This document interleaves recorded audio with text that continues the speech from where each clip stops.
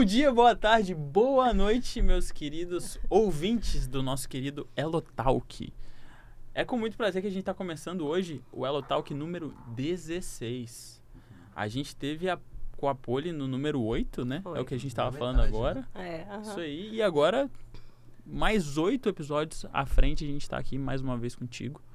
E é com muito prazer hoje, eu acho que até já passando para o pessoal, a nossa ideia hoje é conversar sobre problemas do cotidiano que envolvem emoção.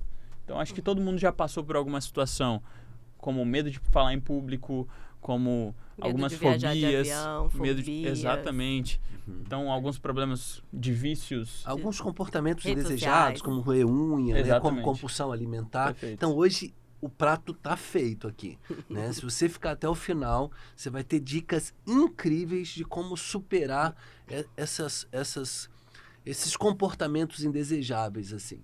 Perfeito. Isso aí. E só para bater o martelo, para vocês terem a noção, a gente tem aqui um psicanalista, 2 psicólogos, todos especialistas em programação neurolinguística, então acho que sobre emoção a gente manja. Opa. Então, Sim. até o final, assim, acompanha a gente até o final, que com certeza você vai sair com dicas valiosíssimas. Show. E pra gente já começar, é faca na caveira, igual meu pai fala, né? Uhum. Poli, tem gente que tá te conhecendo agora. Então, aproveita esse momento para se apresentar, o que você faz. A gente tem o prazer de ter a Poli desde o início do processo de formação dela em PNL, né? Hoje a gente tem ela como trainer do Instituto, uma das mais renomadas dentro do Instituto em relação à avaliação dos alunos. Então, se apresenta o pessoal, o palco é seu. Perfeito.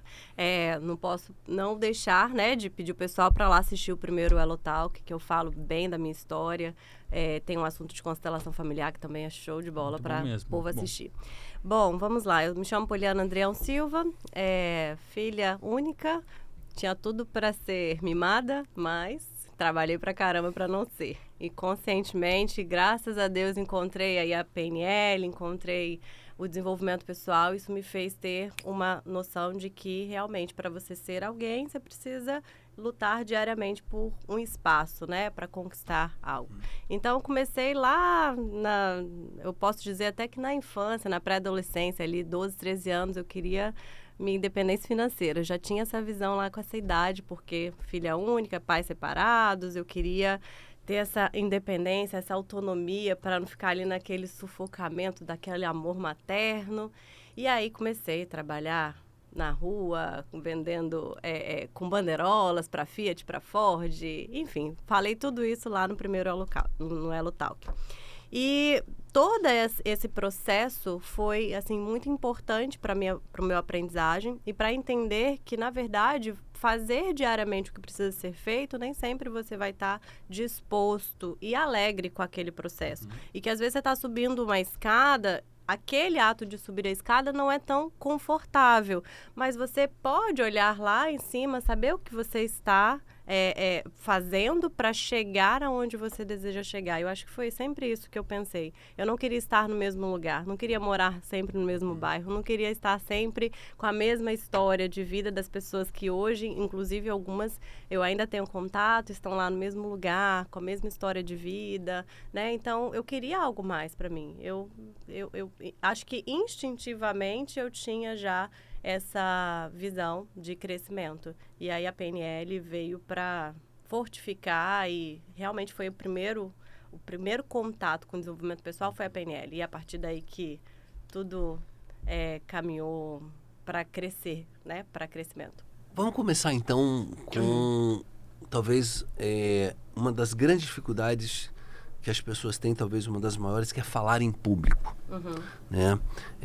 Na verdade, muitas vezes é uma fobia social e as pessoas não sabem definir esse momento que você sabe o que falar, não é uma questão de capacitação, é uma questão de estado emocional. Então, eu tenho toda a condição, preparei, vou lá na minha igreja, preparei a homilia, sei os versículos, já estudei, mas quando chega lá me dá um branco, né? Perco total o chão e começo a me embolar. O que é isso e como a PNL trabalha a questão do medo de falar em público? Então, eu me especializei muito no assunto de submodalidades, que é um módulo que eu dou em PNL.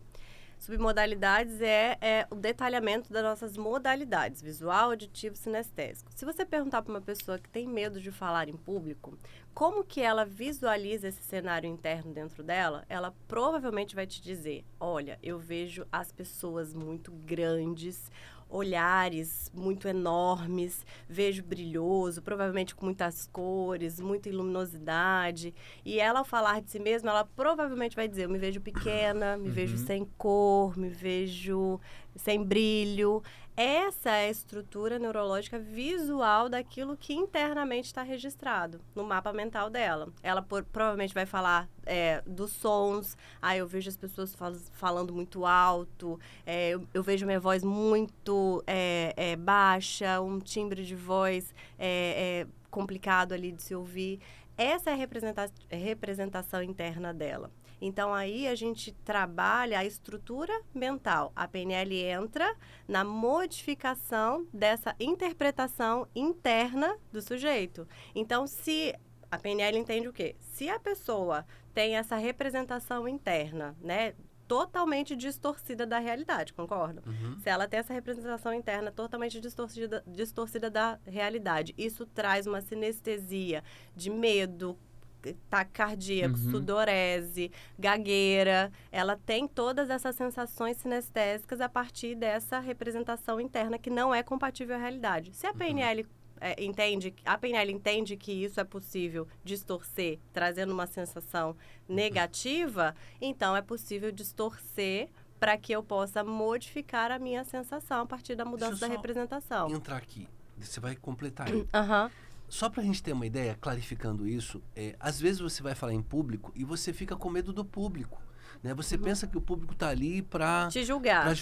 Você já foi numa palestra, eu quero lá ver o orador se ferrar? Você já saiu de casa assim, hoje eu vou lá porque eu tô torcendo para ele gaguejar, eu vou torcer para ele. Então assim, olha o que é representação interna. Leitura mental eu estou total. aqui imaginando que alguém levantou, alguém bocejou. Ao invés de estar comigo na habilidade de falar, eu estou na fobia social da aprovação. Então, aqui está o grande gatilho, né? Então, a partir daí, o que fazer para desenvolver um estado emocional para que eu possa chegar lá? Já sei o que fazer, agora é só a habilidade emocional que eu preciso colocar em prática. Essa mudança interna de submodalidades faz toda a diferença na sensação sinestésica do preparo para falar em público. Então, se essa pessoa faz uma imagem visual, é simples, é uma coisa muito simples, mas totalmente eficiente. Se essa pessoa faz uma imagem visual distorcendo o tamanho, por exemplo, do público. Ela pode colocar um público menor, faz um cenário visual, coloca um público menor,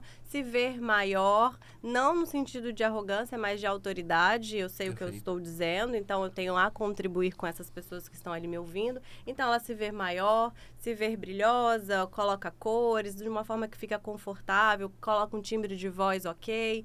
E aí, essa nova representação interna traz uma sensação. Porque um pensamento gera uma emoção. Perfeito. E essa emoção gera um comportamento. Então, se eu modifico lá essa estrutura interna, eu modifico a minha sensação sinestésica e com isso eu atuo, a minha ação modifica. E aí eu tenho mais performance. Legal. Então, eu tenho um estado emocional de excelência. É legal isso, porque a gente, desde criança, a gente tem uma ótima capacidade de criatividade. A gente nasce super criativo.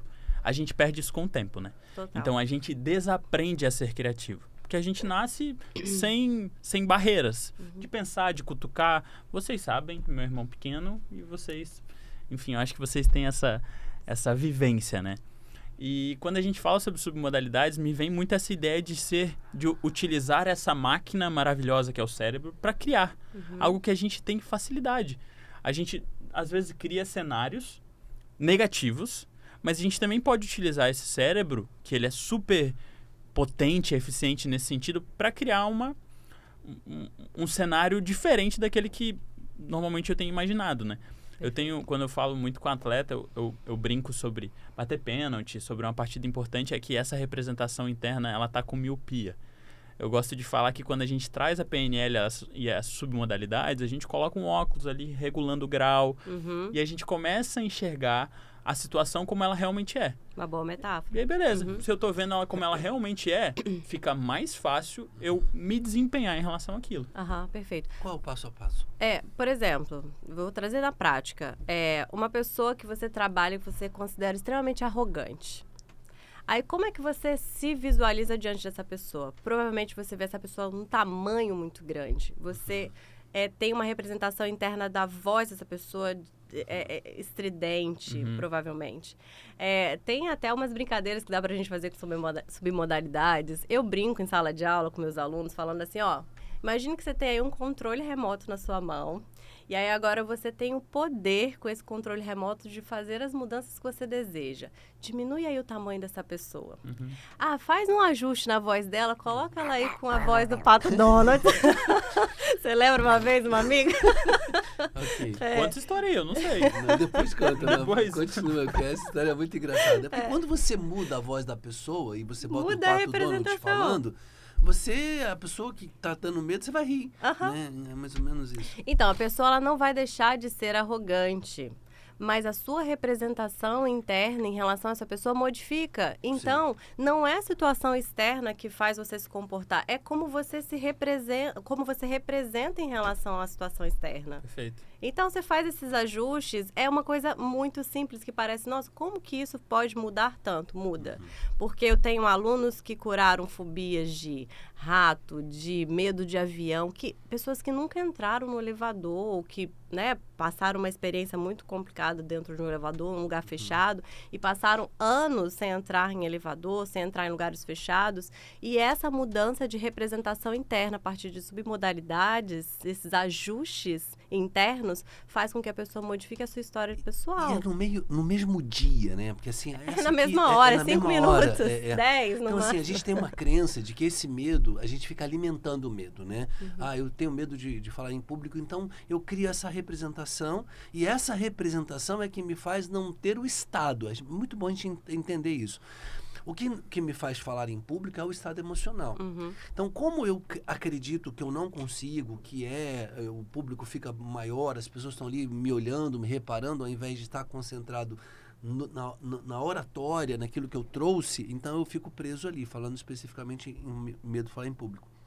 Mas esse mesmo medo é o mesmo mecanismo que faz eu não dirigir.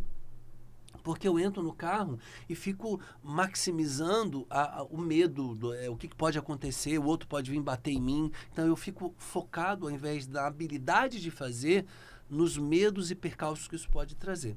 Então, assim, agora, aconteceu recente em Colatina, lá num parceiro que a gente tem no Ágape, né? A moça não andava não entrava num elevador. E ela tinha uma história ali toda montada. Então ela faz uma técnica de empilhamento de âncoras e ela, no mesmo dia, ela sai e entra no elevador e volta no domingo mostrando, ela brincando. Ela agora entrou e começou a brincar, porque eu falei que era mudar a representação. E ela começou a brincar, 9, 7, agora eu vou no 11, e morrendo de rir.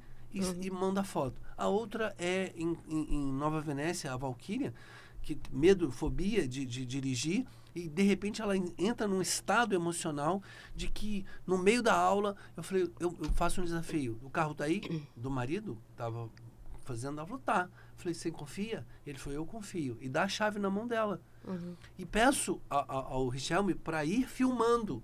Ela entra no carro, porque ela sabia, ele vai filmando, né, na chuva, e ela vai e dá uma aceleradinha, assim, e toda confiante. Então, o que te faz não falar em público é o seu estado emocional. Sim. E quando você muda esse estado emocional, você tem mais habilidade. A questão aqui, a PNL ensina como fazer isso. Né? Então, como se faz isso? Né? Como que eu posso ter esse estado para falar em público? Então, são ajustes internos, a partir de submodalidades, mudança de estados emocionais. Eu preciso, para falar um pouco melhor disso, explicar como que, por exemplo, uma pessoa instala esse medo. Perfeito. Porque a raiz, né? Vamos lá, nessa situação de falar em público, por exemplo. A pessoa pode ter tido uma experiência em alguma fase da sua vida, na infância, sei lá, uma professora que foi repressora no momento que ela estava numa apresentação ali da escola. Ela pode ter também assistido a um evento de alguém, né, conhecido, isso impactou ela. Pintou, né? Então, algum cenário que muitas vezes a pessoa nem se lembra, isso é interessante, a pessoa nem se lembra, mas isso ficou registrado a nível inconsciente. O inconsciente, ele capta tudo. A gente tá aqui, um depósito de informações. Não só informações ruins, informações boas também, né? Freud e Erikson sempre estavam aí falando. Um fala que só tem coisas ruins, outro fala que não, tem aí as soluções também. Exatamente, tem ambos. Então, a pessoa teve um imprint, é uma marca, um carimbo ali na pele, né? Como se fosse um carimbo inconsciente. Aí, essa experiência ficou ali registrada. E aí, quando a pessoa for adulta, muitas vezes, ela nem vai se lembrar racionalmente o que aconteceu, se foi algo lá da infância. Mas ela vai reconhecer aquele estímulo e o seu corpo vai se lembrar. Um exemplo que eu dou em sala de aula. Imagine um bebê, saindo um pouco do contexto de falar em público, ampliando aí a questão dos medos. Um bebê que tá lá explorando o mundo, né? Criatividade, explorador.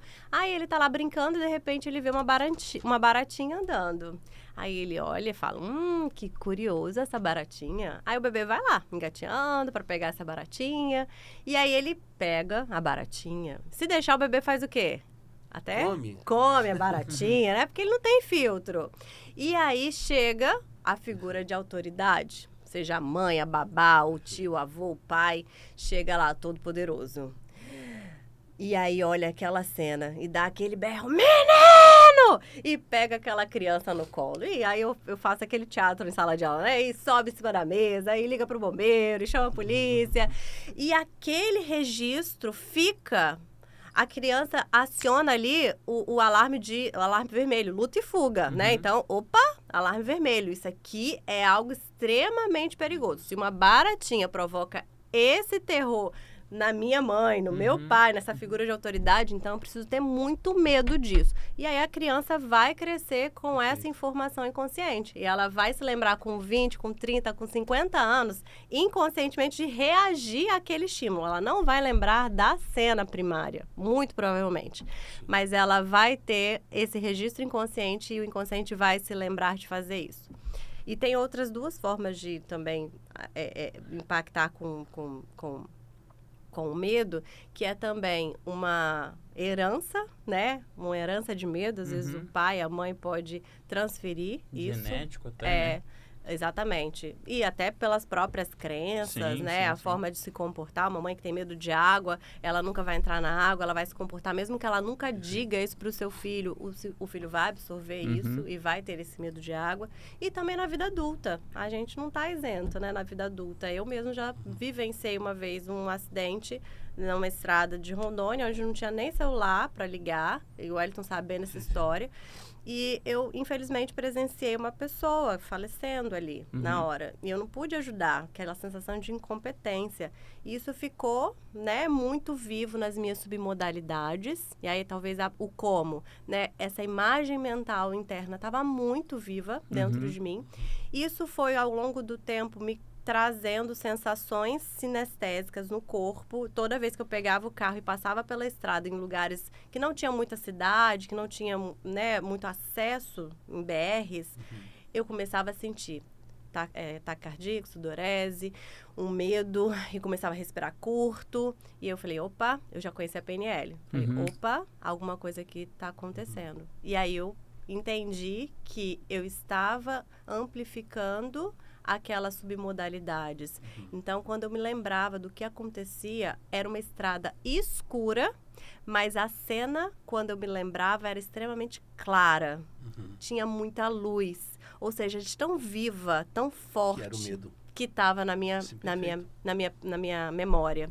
E aí eu fui fazendo esses ajustes internos. Eu fui realmente tirando a luz daquela cena, fui realmente afastando aquele cenário, me vendo de forma dissociada, não associada ali, né? Me vendo distante, como se eu estivesse vendo uma cena de filme, por exemplo. Uma tela mental é o como, né? Eu coloco essa imagem numa tela, como se fosse uma tela de cinema, e fico visualizando de longe. Então, eu dissocio daquela emoção. Porque naquele momento era o que eu podia fazer, né? Então, entra aí também o reenquadramento. Então, naquele momento eu fiz o que precisava e o que podia ser feito, que estava dentro dos meus recursos. Legal. E isso vai mudando a minha sensação interna. Isso me fez o quê? Voltar a dirigir tranquilamente. Porque se eu continuasse naquela vibe ali, aquele medo seria intensificado e provavelmente eu nem conseguiria dar aula de PNL hoje. Não seria essa trainer que eu sou. Porque eu não conseguiria pegar a estrada, né? Dirigir mais. E aqui, o mais importante, não o mais importante, mas é importante também a gente citar que nenhuma dessas situações a gente está excluindo a competência e a habilidade da pessoa. Então, por exemplo, quando a gente fala de bater um pênalti, quando a gente fala de falar em público, quando a gente fala de dirigir, em nenhum momento a gente diz que não precisa ter competência para fazer isso.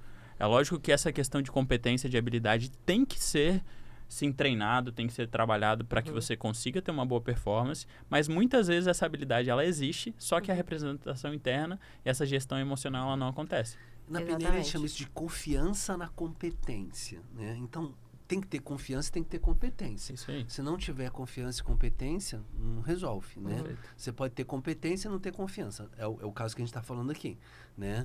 Se você tiver competência para falar em público, né? Se você tem o que falar. Agora, se você não tem a competência, não adianta ter a confiança. Você E tem pior que que estudar. tem gente que tem muita confiança, mas não tem competência. Isso aí, Isso que é o Tem mais muitos chato. políticos aí. Esse é o mais chato. Aquele que fala com arrogância, mas não sabe nem o que está não falando. tá falando nada, né? Deixa eu só colocar uma coisa, só pra gente entender, porque eu acho que depois a Poli vai seguir. Mas entender o que é representação mental.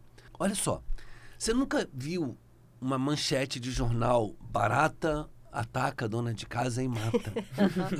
Já viu isso? Assim, uma barata assassina matou hoje uma criança. Você nunca vai ler isso. Mas a tua mente, quando você tem essa representação que você falou, na infância, ela maximiza um medo que ela nem sabe de onde vem. Sim, Eu é totalmente distorcida essa imagem. A barata, ela não tá ali. A pessoa sente a barata no corpo, mesmo ela estando a 10 metros de distância, né? É isso. Eu sempre conto uma história, e a Poli já ouviu essa história também, de Ana Clara, que é irmã de Gabriel, que tinha medo de um camarada que catava lixo em Linhares, que era o João Tatão. Essa eu lembro, hein?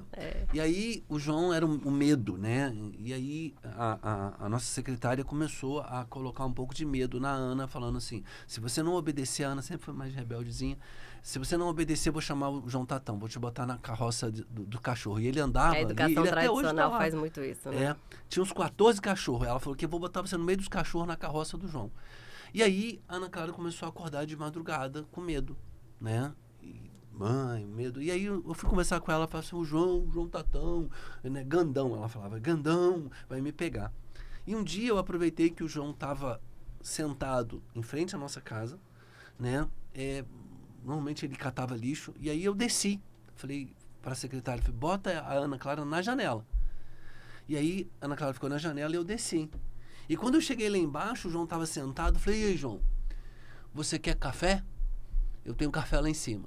E ele assim, né? Ó, tem um café, tem um pão de queijo, tem misto quente. Se você quiser, eu vou lá agora pegar. E fazia assim. Só que ela não ouviu o que eu estava falando.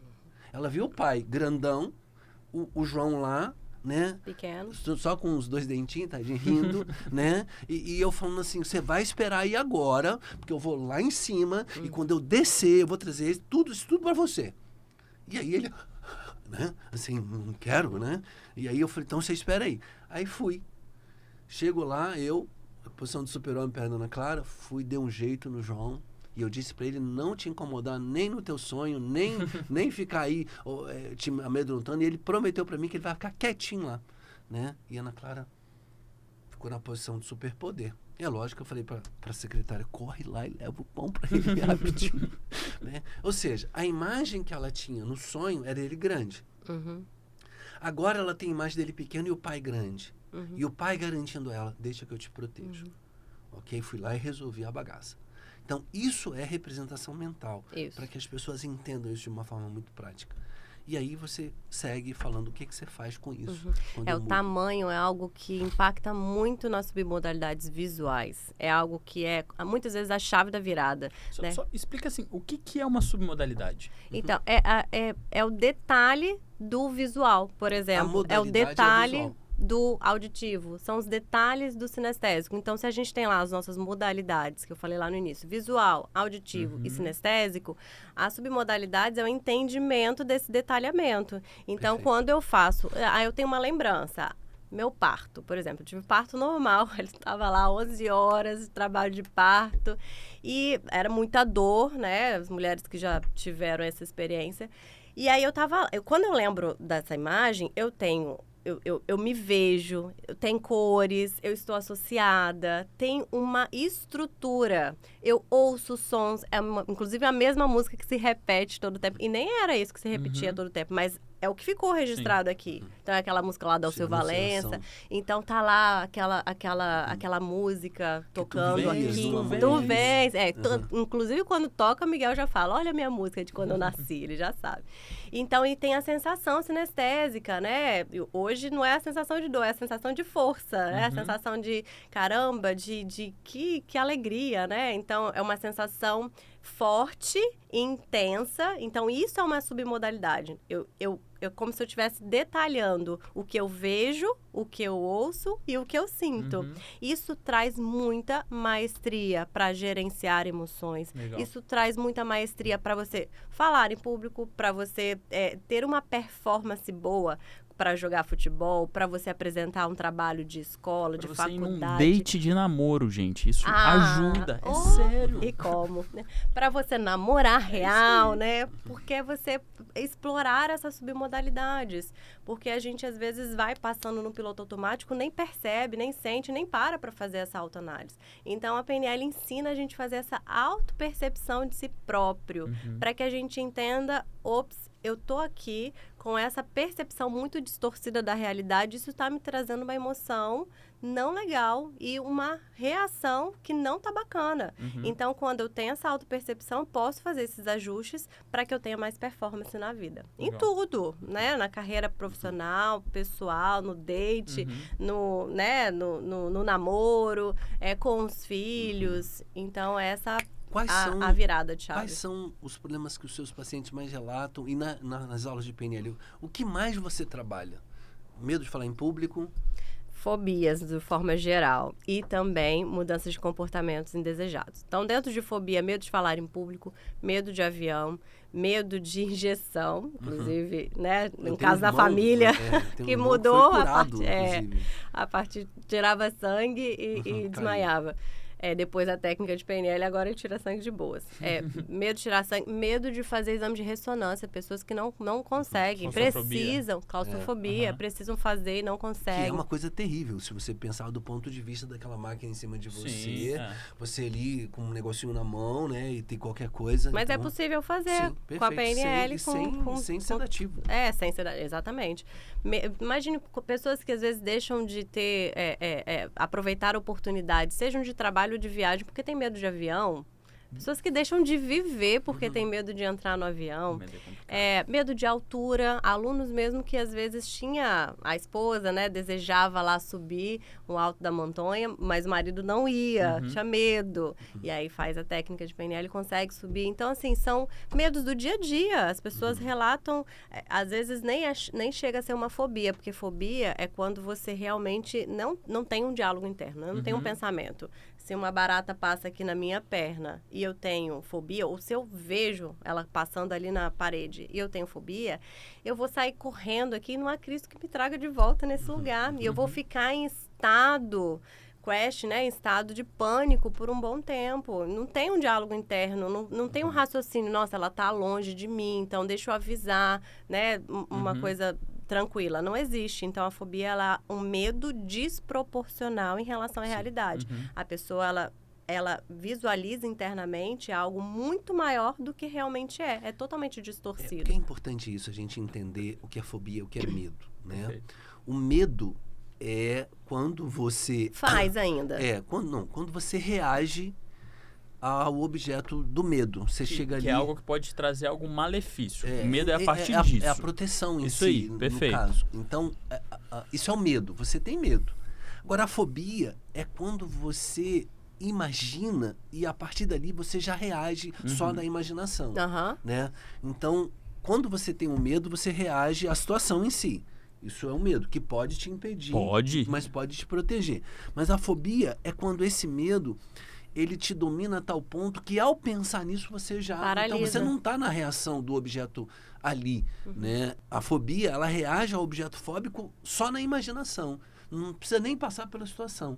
Então aí isso te impede, porque isso te escraviza, né? De não viajar, de não falar em público. O medo, eu costumo dizer que é um dos grandes vilões da humanidade, no sentido de que, assim, ele enterra muitos talentos. Sim, perfeito. Ele enterra muitos talentos. Não só a fobia em si, mas o próprio medo de, poxa, eu tenho uma competência, eu sei que eu sou bom nisso, mas... Não faço. Não faço. Eu não viajo, é o que você falou. Eu deixo de, enfim, de curtir algo que eu posso curtir pelo medo de que alguma coisa aconteça e não necessariamente isso vai acontecer, né? Então, a partir do momento que a gente consegue lidar com ele, e é o que você está trazendo, a partir de reenquadramento, a partir de submodalidades, poxa, acho que não só a nossa performance em algo fica melhor, mas também a nossa qualidade de vida melhora, porque a gente vive mais. Uma dica prática é imaginar-se realmente grande diante aquele estímulo de medo, né? É falar em público, se veja grande. Faça uma imagem visual de você grande. Se você tem medo de viajar de avião, pode ser também, se veja grande, maior do que aquilo. E se conecte também com aquilo que é o objetivo. Você vai viajar de avião por quê? Pra quê? Né? Qual é o seu objetivo? É você também identificar qual é o destino, aquilo que você está fazendo, é o caminho que você precisa percorrer para chegar àquele lugar. Um exemplo prático também, com crianças. Nosso filho, estava com aquela história do bidinho, lembra? O medo de mamãe, acordava de madrugada, mamãe, o bidinho tá aqui. Não sei de onde ele tirou esse nome. O bidinho, ele tem 3 anos, as crianças de 0 a 7 anos, elas não sabem diferenciar. Que é o apelido do capeta, né? Bidinho. Bidinho chegou. A mãe fez oração, batizou nossa casa lá. Aí a criança de 0 a 7 anos, ela não sabe identificar o que é real, o que é imaginário. Tudo é uma coisa só, né? O que ela imagina é a realidade.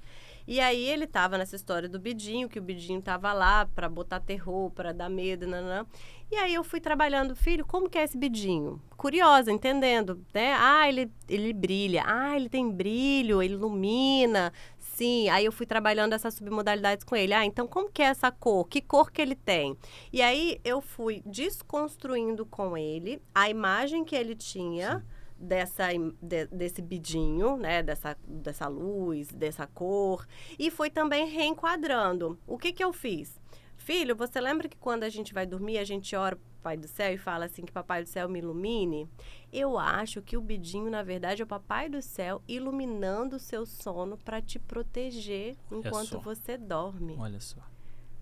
Esses dias, tem uns 2, 3 dias atrás, ele falou, mamãe, o bidinho essa noite apareceu, eu não fiquei com medo, porque eu sei que é o Papai do Céu me abençoando.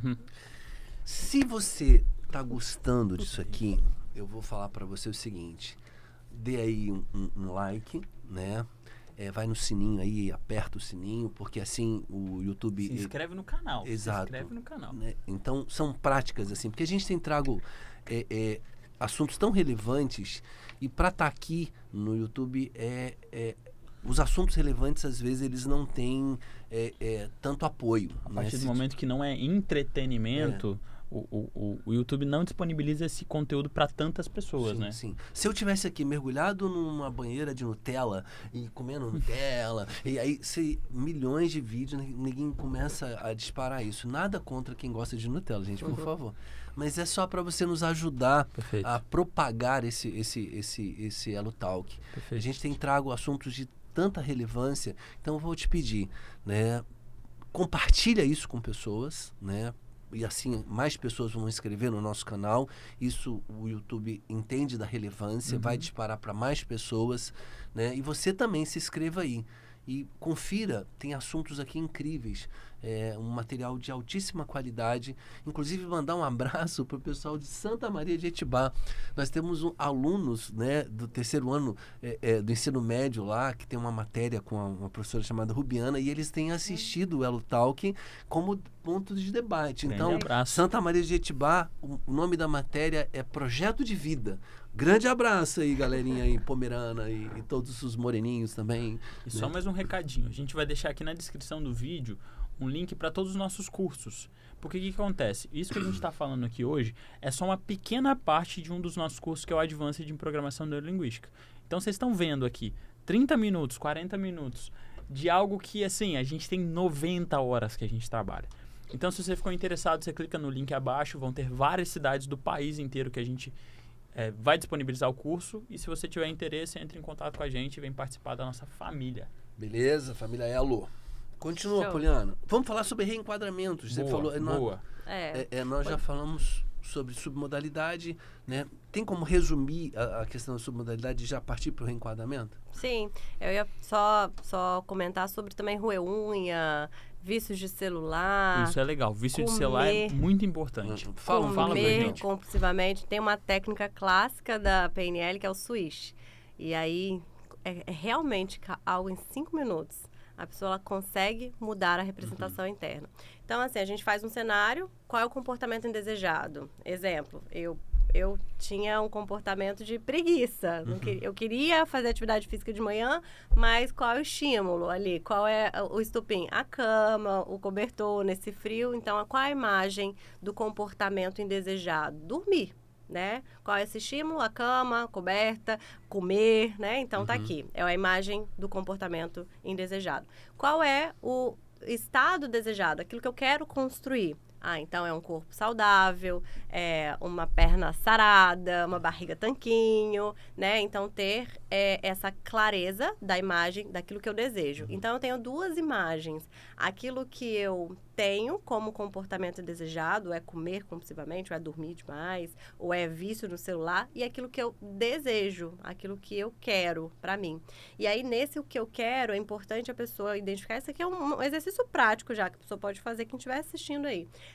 Nesse estado desejado, aquilo que você quer, quem é você aqui? Quais são os valores importantes para você aqui? Por exemplo, ter um corpo saudável é importante por quê? Você ter o celular com controle e uma gestão da utilização desse celular é importante por quê? Porque você é uma pessoa que vai saber direcionar suas informações, aquilo que você assiste. Você é uma pessoa que vai buscar realmente algo que é relevante para a sua inteligência, para a sua maturidade, para o seu trabalho. É uma pessoa que vai conseguir ter mais gestão de tempos e também, como consequência, ganhar mais dinheiro. Então, tudo isso envolve quem você quer ser nesse estado desejado. Então, quem você quer e os valores que estão aqui envolvidos. E aí você tem essas 2 imagens mentais, são 2 telas que você cria mentalmente. E aí você vai substituir. Você pode fazer uma substituição com a mão, você pode fazer uma substituição com, né, fazendo um estalo de dedo. Substituir uma imagem por outra, como se você pudesse trazer essa imagem desejada e colocar na frente dessa imagem do comportamento indesejado. E aí você registra essa imagem desejada. Ela fica na sua tela mental mais forte, mais visível, mais brilhosa. E essa técnica ela é muito rápida, altamente auto-aplicável e para várias situações, várias circunstâncias. Você pode fazer aqui mentalmente. É uma coisa muito simples e que traz um resultado muito eficiente. Legal. Sabe quem que fez isso aí? Ficou feliz pra caramba? Vitinho. Vitinho. Vitinho queria parar de roer unha no trabalho. Então ele criou 2 cenários e a partir daquilo, até hoje, salve Vitinho, um beijo, meu irmão. Até hoje ele fala assim, Gabi, se eu sento naquela mesma cadeira, naquela mesma cena, minha mão parece que vai para trás do meu corpo, porque eu não sinto vontade de roer unha. Porque o que acontece? A mente não aceita o vazio. Se você simplesmente quer excluir o comportamento indesejado, mas não cria aquela imagem desejada com os valores e identidade que você realmente deseja, a sua mente vai ficar no vazio. E no vazio pode ser completado com qualquer outra coisa. Então, você deixa de roer unha, por exemplo, vai comer chocolate. Se você não tem uma imagem bem real daquilo que você está construindo como desejado, a sua mente vai ficar no vazio. E no vazio a mente não fica, ela vai substituir com outra coisa que às vezes também é indesejado. Então, por isso que essa troca. Olha o poder da crença, né? Muita gente pode ouvir isso e falar, isso é balela, né? Isso não existe. Como é que alguém vai deixar de roer unha, alguém vai vencer a compulsão de comer, alguém vai vencer, isso é balela. Então, isso é uma crença. Sim. E a crença te guia, né? Por outro lado, nós temos centenas de casos como Vitinho, como Valquíria, né? Como pessoas que falaram Josiane Richelme, nossa, muita coisa. São inúmeros, nós temos centenas de alunos que conseguiram realmente, então, porque passaram a acreditar, né? E acreditar em algo que a PNL, ela é muito simples ao ser praticada, mas ela é muito profunda dentro dos estudos. Esses caras foram pesquisar como funciona o cérebro humano e como ele classifica o que é importante, o que é grande, o que é pequeno, né? O que pode, o que não pode. Então, quando você modifica, né, essa estrutura daquilo, da sua representação, você não modifica o fato. Pode ser que aconteceu um fato com você, né? Uma morte, no meu caso, um sequestro. Eu não modifico o fato, mas eu tenho o poder de modificar a interpretação do fato. Exatamente. E quando você muda a interpretação do fato, você não muda a história, mas você muda a realidade que você criou sobre esse fato. Perfeito. Então, a PNL tem esse poder. E nós temos ainda mais com submodalidade. Nós podemos criar o futuro. Olha que poder é esse. Eu posso modificar a representação do passado, mas eu posso olhar para frente naquilo que eu quero desejar como novo comportamento e clarear, em dar som, né, em botar uma música do Rock Balboa, pá, pá, pá, né, e criar essa representação interna. Porque a representação interna, aliás, a realidade só é sustentada a partir da tua representação. Se você modificou o pensamento em relação de algo, você mudou essa realidade para você, não o fato necessariamente. Isso aqui é impressionante, só para passar a bola para a Poli depois, o quanto isso nos diferencia em relação à programação neurolinguística e outras linhas de desenvolvimento humano de pensamento muito positivo. Sim. Em momento nenhum a gente fala e traz técnicas que só te fazem pensar positivo dentro do seu processo. Então, se eu tenho medo de avião, ok, eu tenho que pensar que eu não tenho mais medo de avião, que eu sou guerreiro e que eu vou conseguir lutar contra o avião e tá tudo bem. Não é isso. A gente traz uma técnica comprovada cientificamente que a partir de testes, a partir de várias experiências, a gente consegue trazer essa estrutura para você. Então, muito importante a gente enfatizar isso. Em momento nenhum, o pensamento positivo exacerbado é pregado dentro da PNL. A gente traz a técnica e a partir da técnica você tem resultado. Até porque tudo que você nega fica forte. Quando você nega o medo, o seu foco é o medo. Aqui nós estamos dizendo para você não negar o medo. Você vai ter medo, querido, né? Mas você vai encontrar uma forma de lidar com esse medo. Nunca peça para o medo sair da tua vida, porque você vai morrer, né? Agora, se ele te limita, aí é outro problema. Aí você precisa encontrar uma forma de lidar com esse medo limitante, né? E fazê-lo ser um aliado na busca daquilo que você deseja. Porque você vai precisar dele de alguma forma. Poli. É interessante isso que vocês estão dizendo, porque eu conheci primeiro a PNL. E eu falei lá no primeiro Elo Talk que a psicologia veio depois da minha vida. Eu passei 5 anos estudando psicologia, 2 anos estudando psicanálise, e hoje, com esse embasamento científico que a psicologia e a psicanálise me traz, eu sou ainda mais apaixonada pela PNL. Show. Perfeito. Porque a PNL tem praticidade.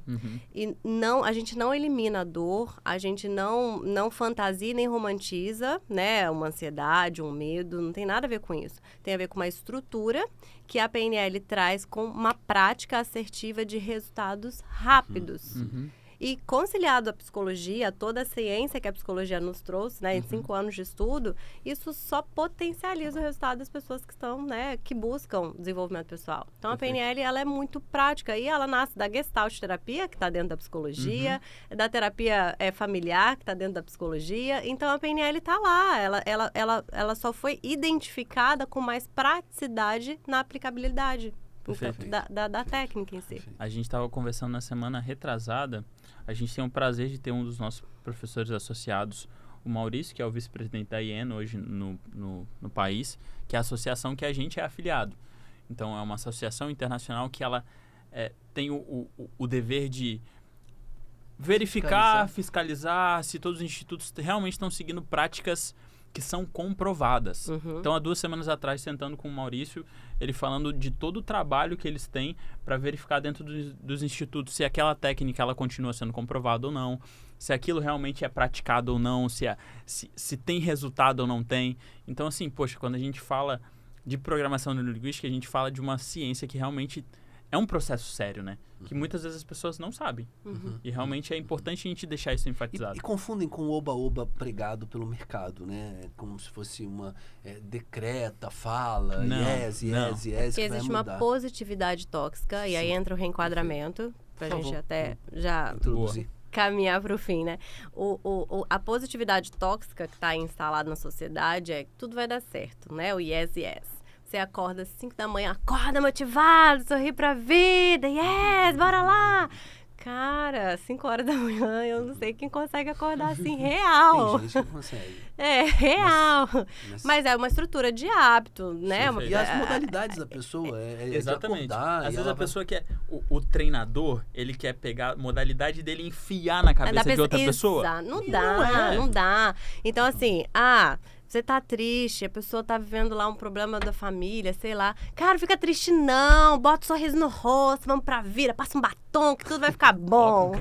Gente, põe um cropped e vai pra vida. Não é assim, isso é positividade tóxica. Isso te vendem como uma solução, mas isso não é a solução. Isso só tá mascarando uma realidade, você tá colocando pra debaixo do tapete o problema e isso vai vir contra você muito mais forte daqui a pouco. Você fica lá como se fosse uma bola que você ficasse lá segurando para esconder debaixo de uma piscina, não quero ver, não quero sentir, não quero olhar para essa bola. A bola é tão simples, tão leve, mas aí você fica ali tentando esconder, né, esses sentimentos, esses problemas, nessa positividade tóxica, eu não quero olhar para isso, não vou nem falar sobre isso. Isso tem a ver com reenquadramento, não tem não? Total reenquadramento. Porque isso é um enquadramento específico. Exatamente, porque o reenquadramento é a habilidade de você olhar para além de um ponto de vista. Então, você tá lá, um enquadramento, tem um foco. Aí, o que você faz? Vou reenquadrar essa situação. Eu estou vivenciando um problema... Vou trazer nosso exemplo? Tipo, eu e o Elton, a gente já foi casado, né? 2 anos e meio, a gente já está separado. Um filho pequeno, aí... Caramba, e agora? O que faz?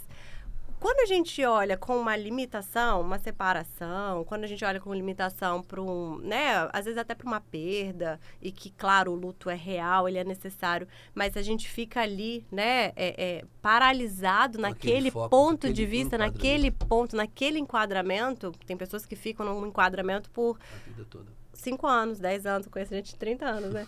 Que tá lá naquele enquadramento. Então, se a pessoa fica ali, ela perde as possibilidades que a vida tem, porque a gente tem inúmeras possibilidades. Reenquadramento é flexibilidade, é você olhar para além daquilo que está ali. E aí você consegue ampliar o seu campo de visão para que você tenha aprendizagem, para que você tenha maturidade, para que você tenha outras opções. Então, assim, é realmente acordar cedo, né? Meu filho está estudando de manhã e eu queria matricular ele à tarde. Ele continua estudando de manhã.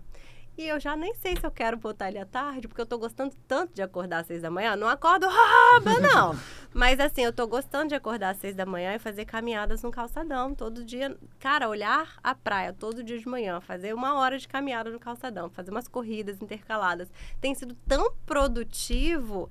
Cara, que reenquadramento maravilhoso foi esse. Aquilo que pra mim era, nossa, eu era do time que odiava acordar cedo. E agora eu tô me tornando o quê? Do time da galera saudável. Olha que legal. Isso traz uma nova percepção e até mesmo uma sensação, né, diferente de si próprio.